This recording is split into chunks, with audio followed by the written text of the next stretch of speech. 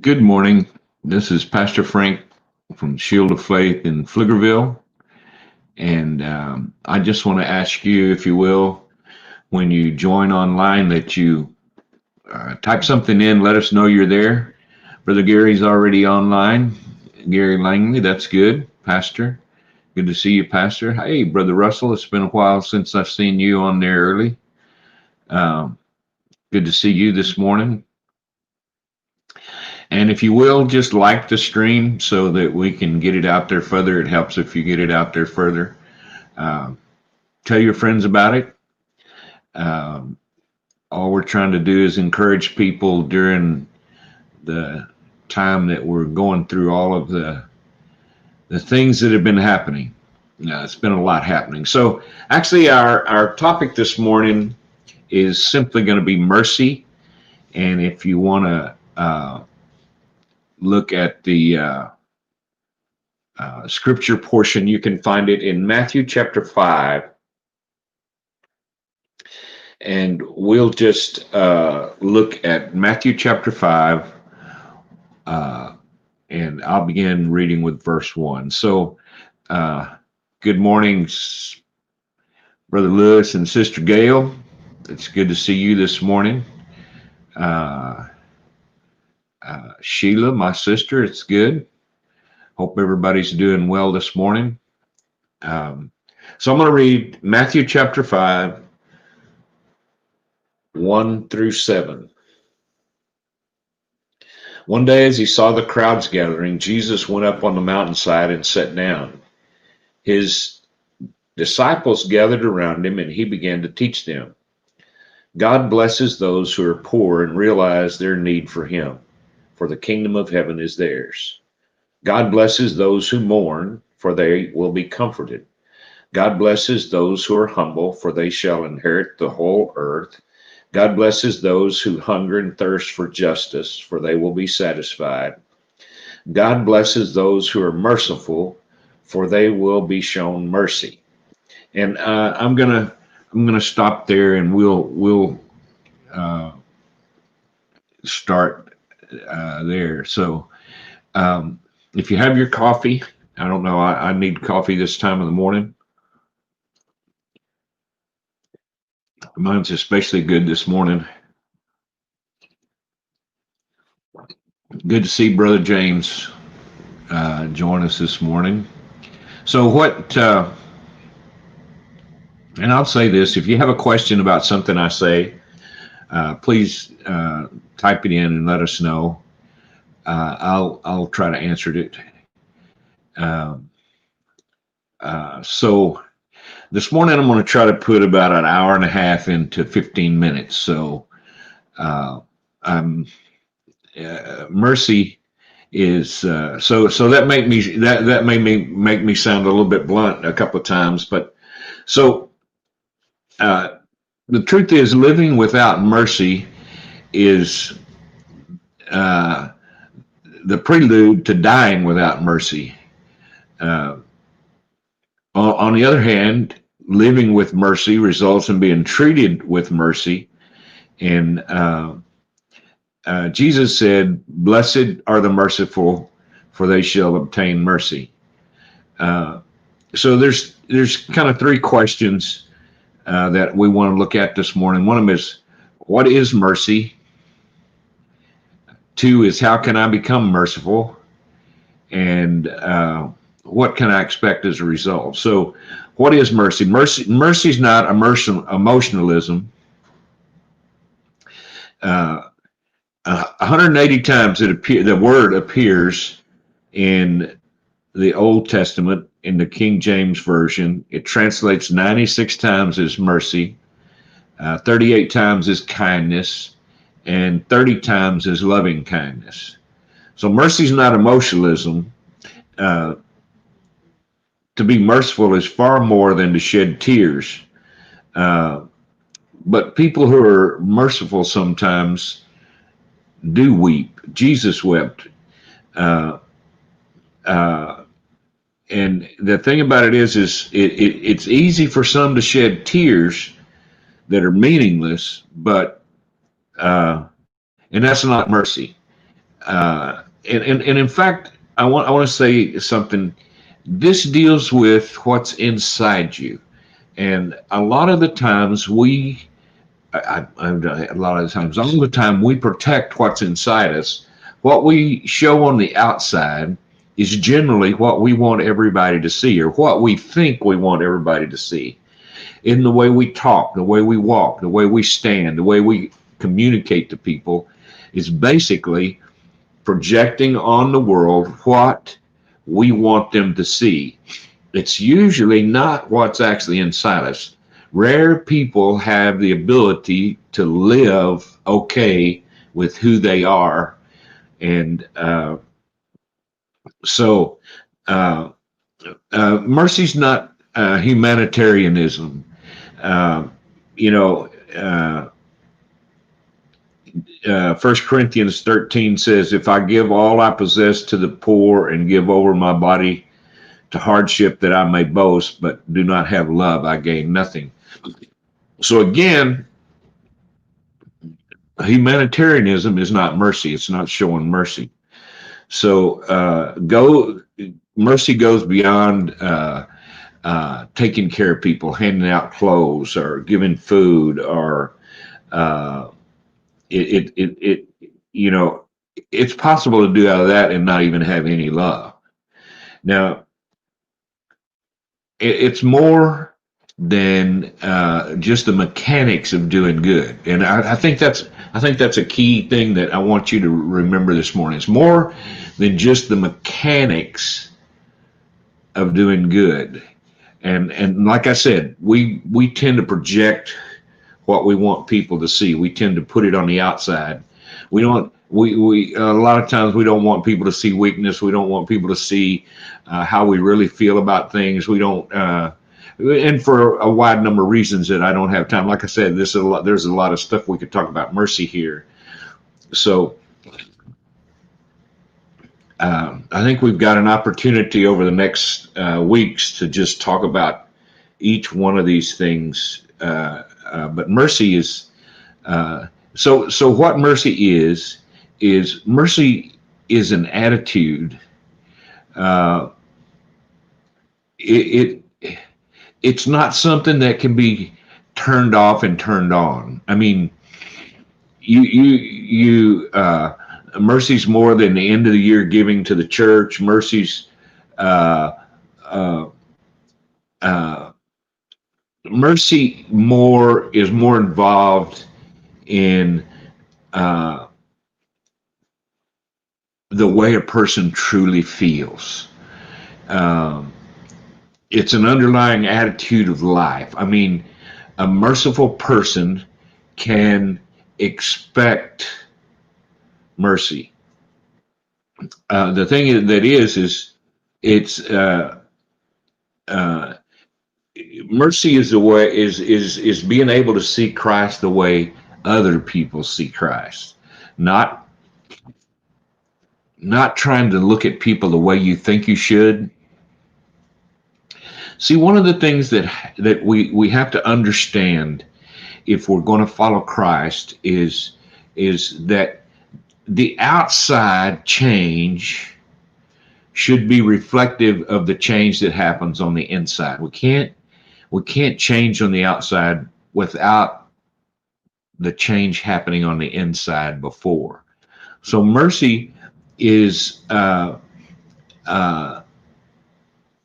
is actually having the same attitude of Christ toward everyone, to be able to be merciful. So mercy now, and again, I want you to understand it, anything connected with Christ is going to require action on our part. That's one of the differences between the teachings of Jesus Christ and a lot of the other people who around the world and through the ages have taught and continue to teach.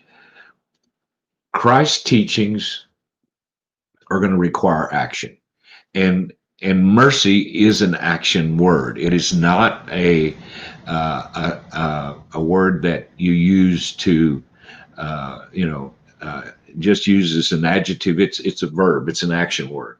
So uh, if we have an attitude of mercy, we will perform deeds of mercy. We'll you know, like when the seasons change, it can't be kept a secret.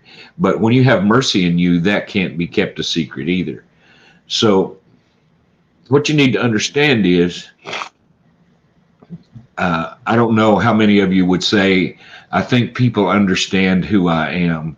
I don't know. And and and uh, and Brother Gary put a comment there, and I'll click it here.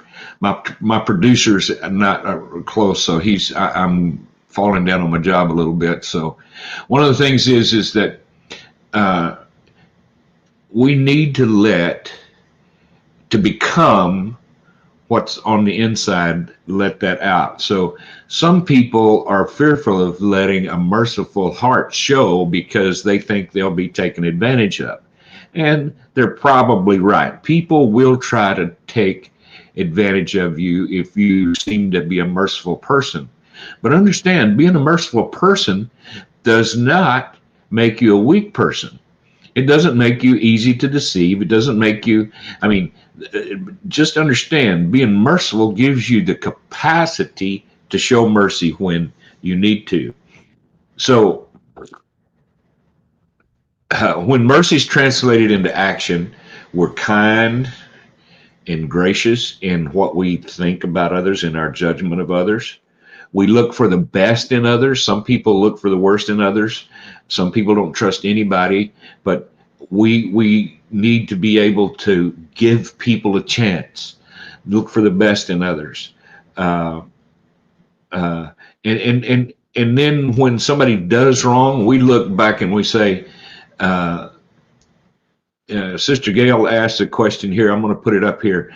Am I wrong in thinking that mercy is a choice just like forgiveness? No, you're not.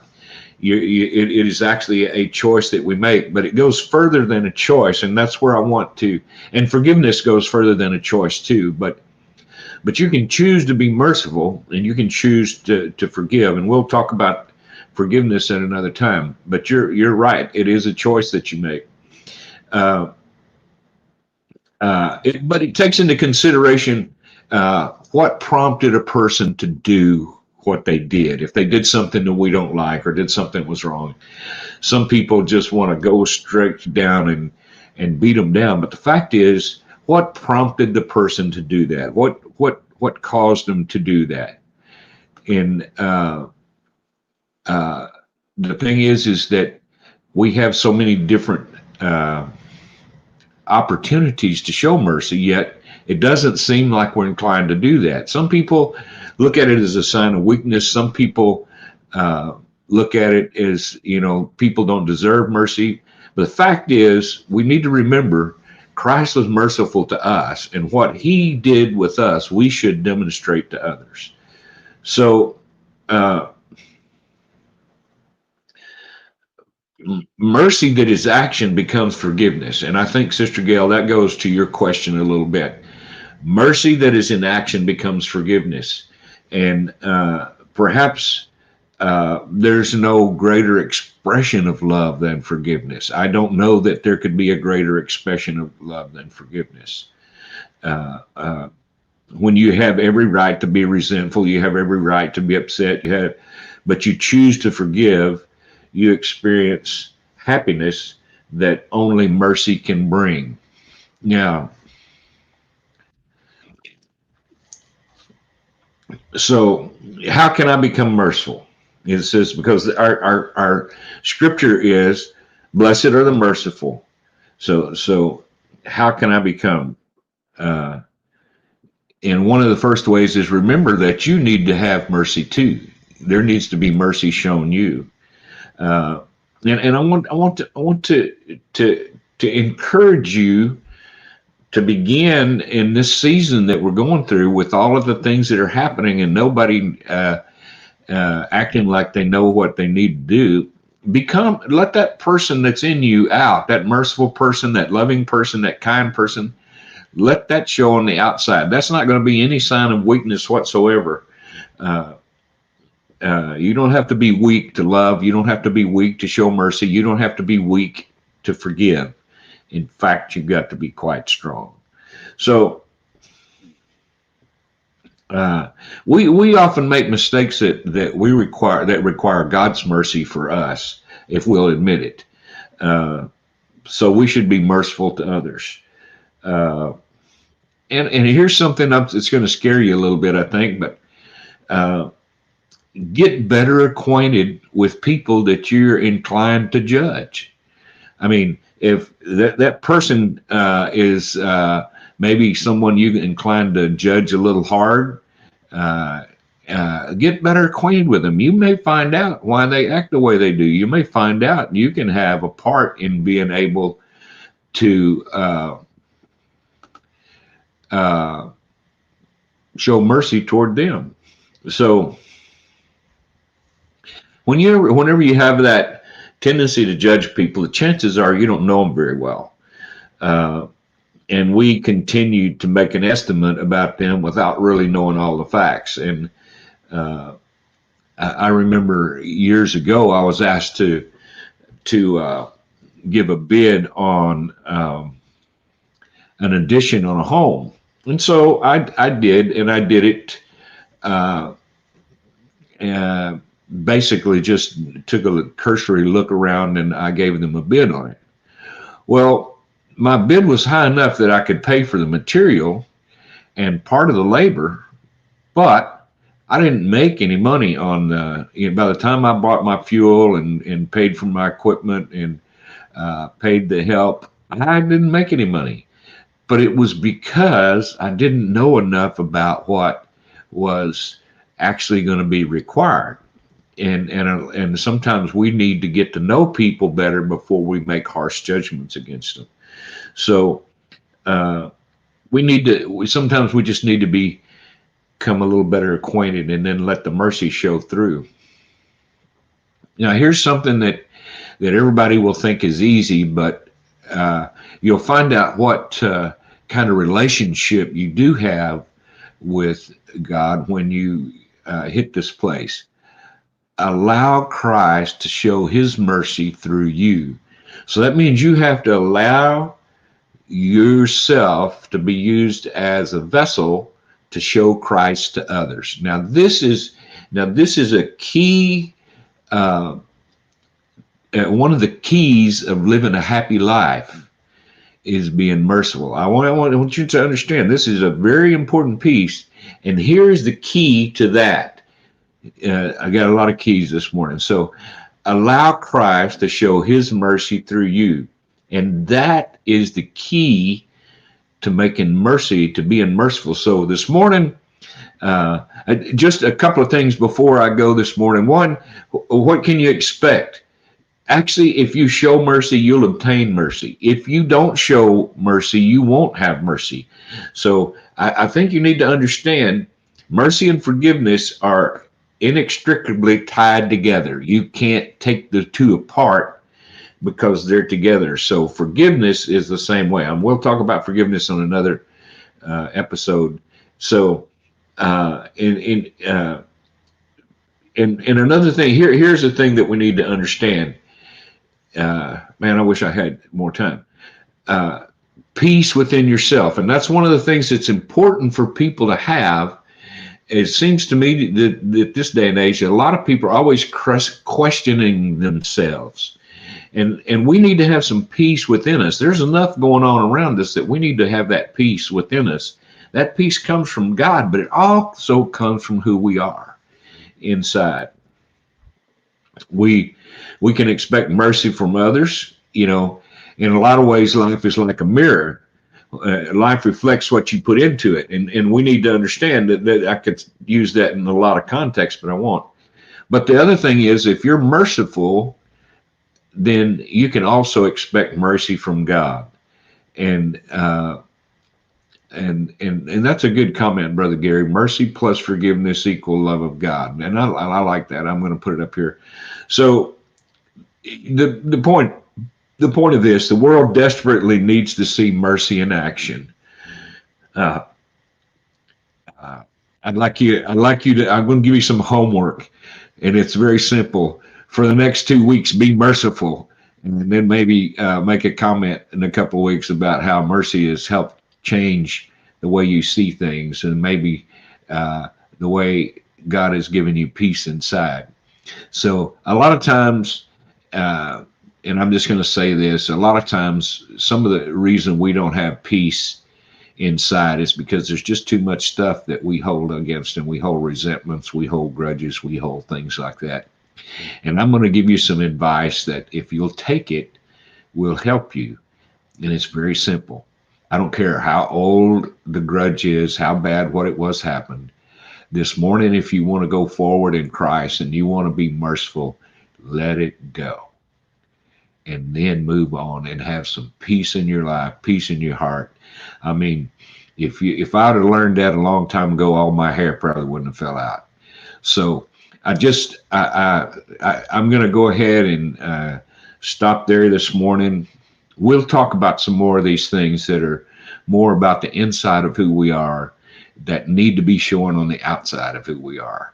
And so Christ doesn't need to be hidden. He needs to be visible to everyone.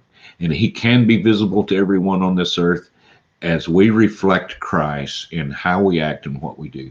God bless you this morning. I pray that God gives you a great day. And, they used to say, don't worry, be happy. I'm just going to say, be happy anyway. Let mercy be your guide. God bless you. I'll see you again. I guess this is Tuesday. I'll see you again Thursday morning at 6:30. God bless.